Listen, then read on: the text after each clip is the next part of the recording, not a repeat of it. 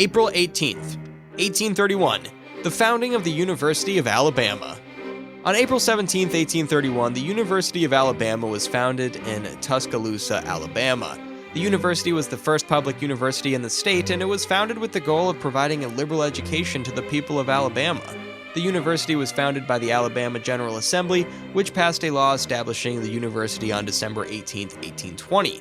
The law named the University of the State of Alabama and provided for the appointment of a board of trustees to oversee the university's operation. The university's first president was Dr. Alva Woods, who was a professor of mathematics and natural philosophy at Transylvania University in Kentucky. Woods was a strong advocate for classical education, and he worked to establish a rigorous curriculum at the university. The university's first classes began on April 18, 1831, with a total of 30 students. 1847, Battle of Cerro Gordo. On April 18, 1847, the Battle of Cerro Gordo unfolded, marking a decisive American victory that significantly influenced the course of the Mexican-American War. This triumph not only demonstrated the military prowess of the United States, but also opened the strategic gateway for the invasion of Mexico. Led by General Winfield Scott, the American forces faced Mexican troops commanded by General Antonio Lopez de Santa Anna at Cerro Gordo, rugged terrain near Jalapa. Despite the challenging topography, the U.S. troops executed a brilliantly planned assault, employing flanking maneuvers and artillery fire to secure a resounding victory.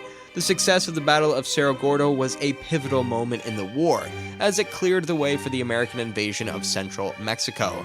The defeated Mexican forces were forced to retreat, allowing the U.S. Army to advance further into Mexican territory. This engagement highlighted the effectiveness of new military strategies and technologies employed by the American forces. The aftermath of the Cerro Gordo set the stage for subsequent American successes, ultimately leading to the capture of Mexico City in September 1847.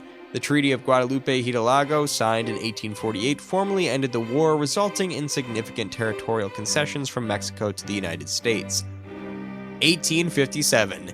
The Spirits Book and the birth of spiritualism in France. On April 18, 1857, a profound and influential event occurred with the publication of the Spirits Book by Allan Kardec, marking the birth of spiritualism in France. This groundbreaking work laid the foundation for a spiritual movement that would have a lasting impact on philosophical, religious, and cultural discourse. Allan Kardec, a pseudonym for the French educator and writer Hippolyte Léon Dionizard Reville, compiled the Spirits Book through a series of questions posed to spirits during seances. The book presented as a systematic exploration of the principles, beliefs, and practices of spiritualism, which gained traction in the mid-19th century as a response to the burgeoning interest in communication with the spirit world. The Spirits Book addressed fundamental questions about life, death, morality, and the afterlife, providing a structured framework for understanding the tenets of spiritualism. It emphasized the idea of continuous spiritual existence, reincarnation, and the communication between the living and the spirit realm. 1864, Battle of Diebol. On April 18, 1864, the Battle of Diebol unfolded, a crucial engagement in the Second Schleswig War, where a joint Prussian-Austrian army achieved a decisive victory over Denmark. This military triumph significantly altered the geopolitical landscape of the region, leading to the surrender of Denmark and the subsequent control of Schleswig by the victorious forces. The conflict arose from the complex territorial disputes over the Duchess of Schleswig and Holstein, the tensions between the Denmark and the German Confederation escalating to the war. The Battle of Diebol, fought near the town of Diebol in southern Denmark, proved to be a pivotal moment. The Prussian and Austrian forces, exhibiting strategic prowess and military coordination, successfully breached the Danish defenses at Diebol. The defeat prompted Denmark to surrender Schleswig, in the subsequent peace settlement marking a significant shift in regional control.